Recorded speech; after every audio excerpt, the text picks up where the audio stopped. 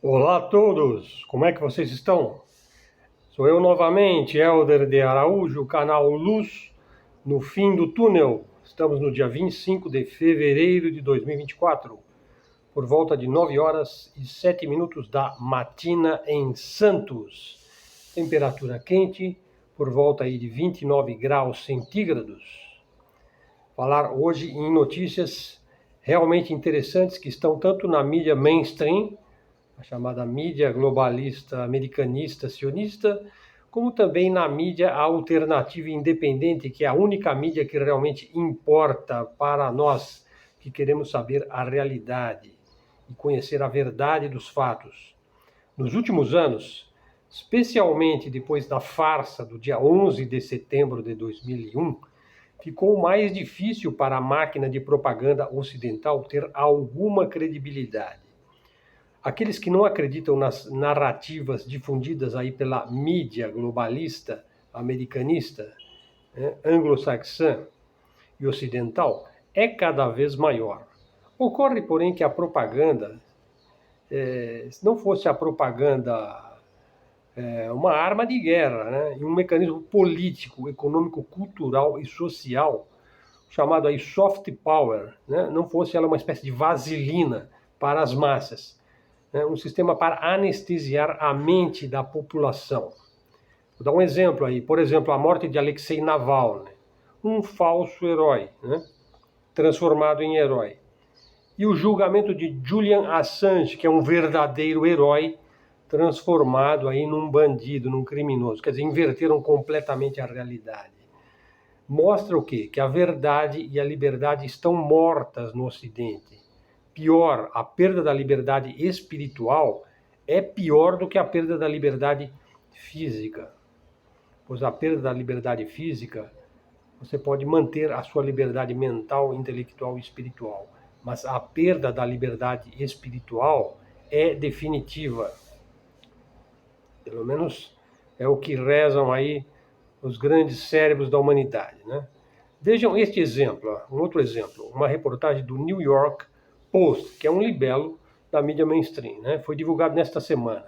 A repórter Catherine Herridge, da CBS, que é um dos grandes aí da mídia sionista, teve os seus arquivos pessoais apreendidos pela rede, o que é chamado de um movimento sem precedentes, né? Herridge estava investigando a história do laptop de Hunter Biden, onde você tem todas as mutretas da grande corrupção que ele mesmo também pratica lá na Ucrânia, né? Antes de ser demitida, ela estava justamente divulgando a história desse famoso laptop do filho do Joe Biden e do Hunter Biden. É um precedente diário hoje em dia, em vários países do mundo ocidental, apreender arquivos pessoais. Isso se tornou habitual, incluindo aí o Brasil, né? Por quê? Porque a democracia ocidental não passa de uma mentira confortável para você ingerir aí com adoçante artificial e com vaselina, né? Olha a frase: os preguiçosos fingem que são livres e os malandros no poder, os bonecos, fingem que não são carcereiros. A frase é do Wellington Calazans. Quando é que a Europa deixará de ouvir os Estados Unidos e deixará de ser seu satélite e seu cãozinho de estimação? Isso não acontecerá num futuro próximo.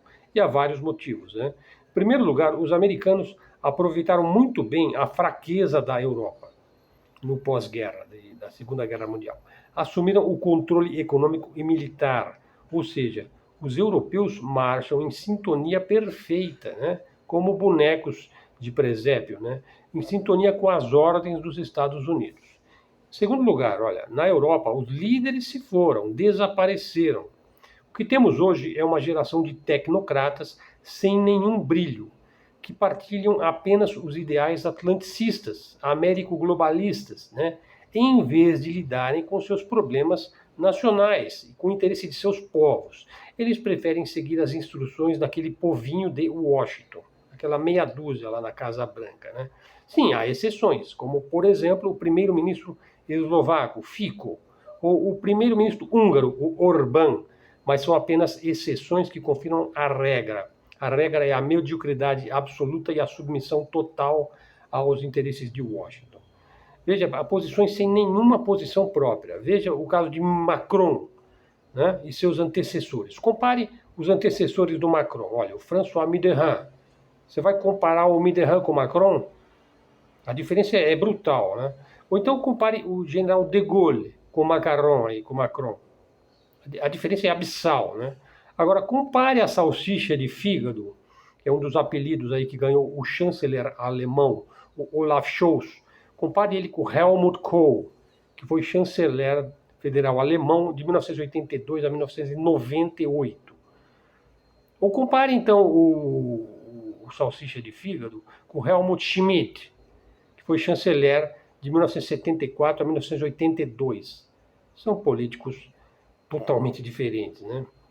As gerações anteriores tinham força interior, eram capazes de levantar objeções quando as questões eram importantes para os seus países, né? Ou seja, quando você levanta uma objeção aos interesses da elite atlanticista, não significa que você passou lá para o lado do inimigo, né? Para o lado da Eurásia, para o lado dos comunistas, né?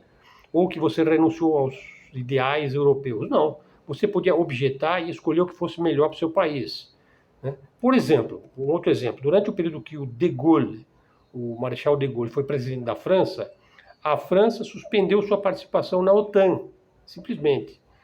Você consegue imaginar algum político europeu hoje sequer insinuando romper com a OTAN?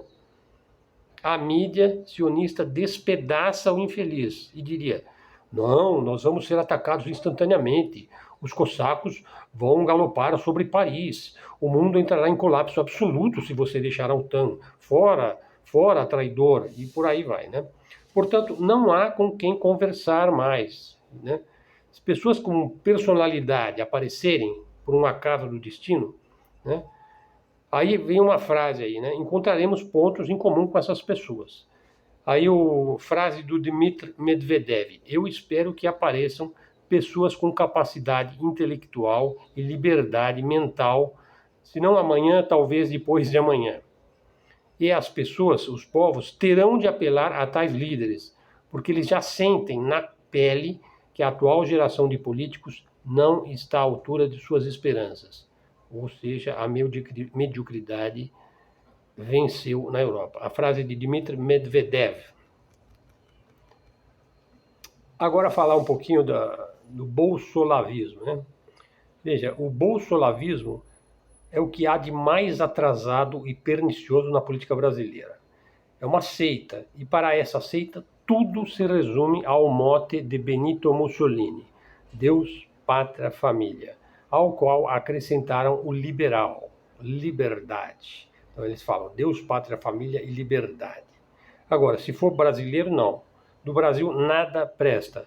Só os Estados Unidos e Israel são países de verdade, né? Bom, agora eu vou falar um pouquinho sobre as imagens escabrosas que chegam daquele país racialista, extremamente sionista. Mostram os soldados baixando o sarrafo em árabes palestinos, os quais rezavam em frente à mesquita de Al-Aqsa. Derrubam com cacetetes e continuam batendo até moê-los e sangrá-los numa poça, em plena rua, em plena calçada. Só que alguém consegue filmar e vazar na internet e eles não têm tempo de excluir e bloquear o vídeo. Então ficamos sabendo de tudo. Tô vendo tudo. Tudo em nome, essa brutalidade em nome daquele Deus deles, né? Outros vídeos mostram grupos de judeus cuspindo em cristãos em plena rua, dependendo do bairro que você tiver em Israel, né? Enquanto xingam e gritam palavras de ordem, de certo tiradas de seus livros talmúdicos, né?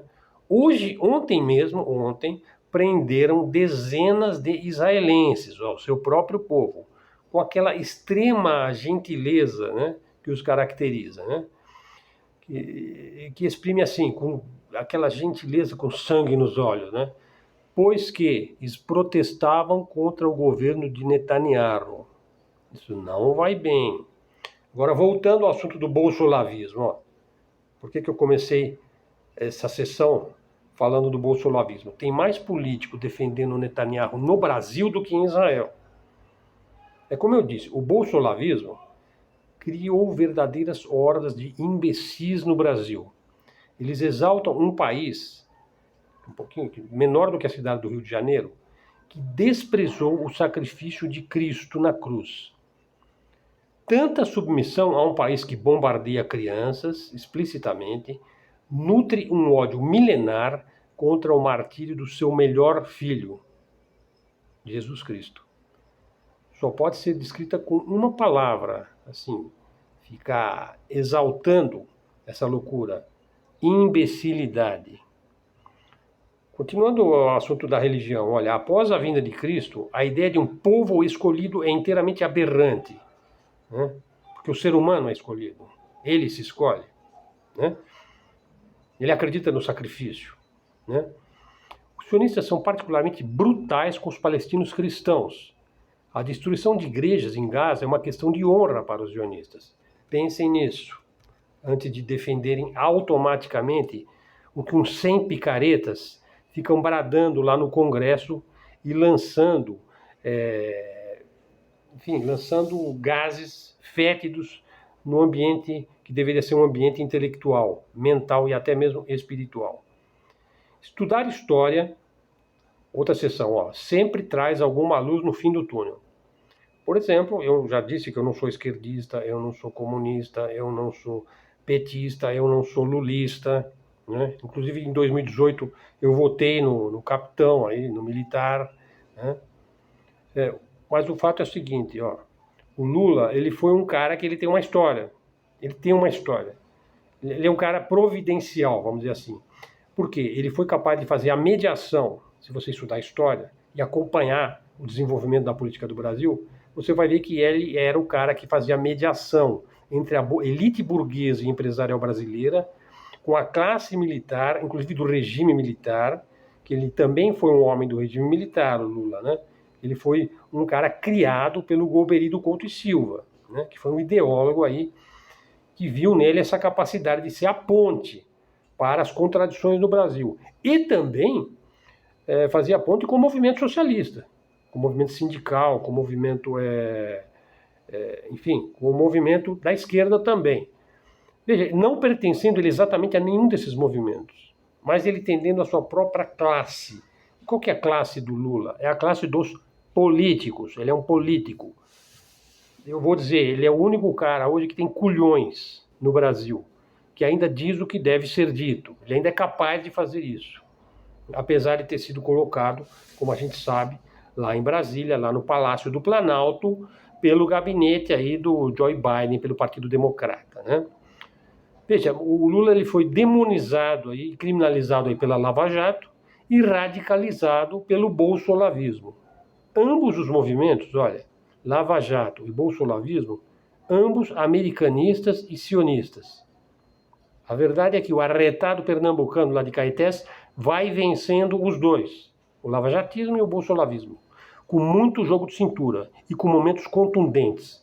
Goste ou não, por exemplo, a falsa direita não gosta, né? A pequena burguesia ideológica odeia o Lula, né? A verdade é que ele é o maior líder da América Latina e também do chamado Sul Global. Agora eu vou falar do Sul Global. O que é o Sul Global, pessoal? O Sul Global é um termo abrangente. Refere-se a um conjunto de países em desenvolvimento que compartilham características socioeconômicas e históricas semelhantes. Você sabe, os nossos vídeos também têm um cunho educacional, didático. Não fosse eu um professor, eu não conseguiria deixar de ser um professor. Então, fazemos aí algumas pesquisas para melhor entender esses termos que acabam sendo termos de uso corrente, os quais são necessários compreendermos bem o que é o Sul Global. Veja só, a expressão Sul Global abrange países em desenvolvimento, que eram chamados de terceiro mundo, países não alinhados, países emergentes, países subdesenvolvidos, em desenvolvimento, e que hoje é chamado de Sul Global. Mas é o mesmo conceito, né? Veja só, o que são países em desenvolvimento? São países com uma renda per capita menor, um menor índice de IDH, Índice de Desenvolvimento Humano, né? O IDH, vocês sabem, tem 3 fatores, né? Longevidade, saúde, economia, quer dizer, renda per capita, e saúde e educação, índices educacionais de um país. Veja só, esses países ainda estão em processo de industrialização e modernização. Segundo ponto, países com histórico de colonialismo e neocolonialismo. Muitos países do sul global foram colônias do norte global, lá, né? dos saxões, lá, dos anglo e americanos, né? O que impactou o seu desenvolvimento e gerou grandes desigualdades socioeconômicas. Questão de desigualdades. Veja, o sul global enfrenta desafios grandes, como pobreza, fome, desigualdade social, um acesso precário à educação, e educação de má qualidade, saúde também, instabilidade política. Veja, continuando, apesar da diversidade cultural e regional, o sul global apresenta algumas características comuns. Daí o termo sul global, né? Por exemplo, economias que dependem da exportação de commodities. Quer dizer, tem um lado bom e um lado ruim, né? O lado bom é quando você agrega valor à matéria-prima, né? Mas quando você não agrega, você acaba dependendo de exportar commodities. Países do sul global exportam produtos primários, como minérios, produtos agrícolas, e importam produto agregado, quer dizer, importam produtos industrializados, que eles poderiam industrializar, né? Se eles fossem dada a chance, a oportunidade, mas sufocam completamente o seu processo de industrialização. Veja, esses países têm elevada taxa de pobreza, o segundo item que eu citei. Veja, a desigualdade social é um problema sério em muitos países do sul global. Você tem uma pequena elite controlando grande parte da riqueza. Então, é frequente você ver o PIB aumentou, mas a renda concentrou, quer dizer, não vale nada, não serve para nada. Você tem um PIB que aumentou e você não teve uma mínima distribuição de renda e uma diminuição da desigualdade social. Outro item que eu citei, acesso precário à educação e à saúde. A educação e a saúde pode ser mesmo inacessível para uma parte da população do sul global. É claro que isso não comove em nada a elite neoliberal que comanda o espetáculo lá do norte global, né? Um outro ponto, a instabilidade política. Muitos países do sul global enfrentam instabilidade política, com governos frágeis ou governos fantoches, quintas colunas, governos que foram colocados ali, cooptados pela elite sionista americana. Críticas ao sul global. Veja, o termo sul global ele é muito generalizante, né? Colocando sob um termo as realidades de países que muitas vezes são muito diferentes, com problemas também e soluções muito diversos, com características próprias únicas. Sul global, veja, o termo tem uma certa visão eurocêntrica, né? Veja, o termo sul global coloca o norte global como uma referência, um modelo. Não é mais modelo de nada, o norte não é mais modelo de nada, né? Na verdade, ele é um modelo de tudo aquilo que não se deve ser.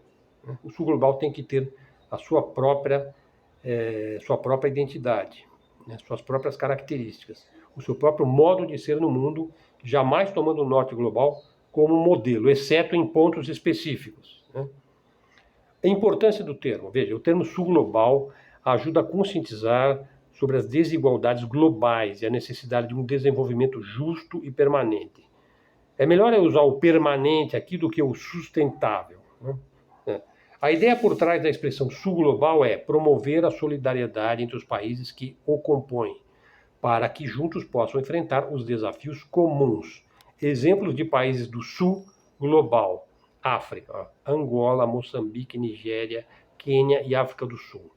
Ásia, China, Índia, Paquistão, Indonésia e Vietnã. América Latina, o Brasil, a Argentina, o México, o Chile e a Colômbia. A gente sabe que a Argentina não quer fazer parte do sul global. Ela quer ser um estado dos Estados Unidos, né? Pessoal, para terminar o vídeo, vou falar sobre os motes neoliberais encontrados aí em profusão na internet.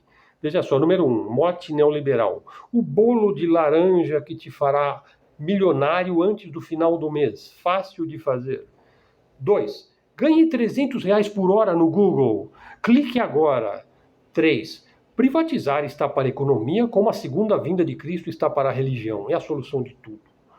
4. Venda brigadeiros nos semáforos certos. Termine o ano rico. Indicamos os cruzamentos para você. Pague com Pix. 5. Nossas criptos são as únicas que o levarão à independência econômica absoluta. Cadastre agora na nossa plataforma de criptos. 6. O futuro é empreender na nossa plataforma, sem treinamento, sem cadastro, sem perda de tempo, apenas R$100, retorno imediato. 7. Lute pela liberdade. Passagem, arma, munição, treinamento, passaporte, tudo de graça. Somente hoje. Somos todos Ucrânia. Essas empresas de mercenários, né? 8. Invista em segurança ambiental, retorno automático e sustentável, apenas R$1. Pix para a ONG Ararinha Azul. 9. Aposte na plataforma do sortudo. Aposte, aposte, aposte. Sem cadastro, anônima, R$100 imediatamente na tua conta. Ganho certo de até 10 mil vezes. E 10, e último mote neoliberal aí.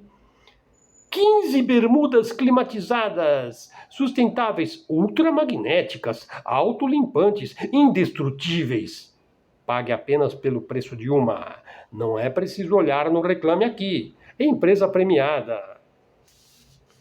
Pessoal, hoje a coisa está nesse ponto, né? Vale tudo.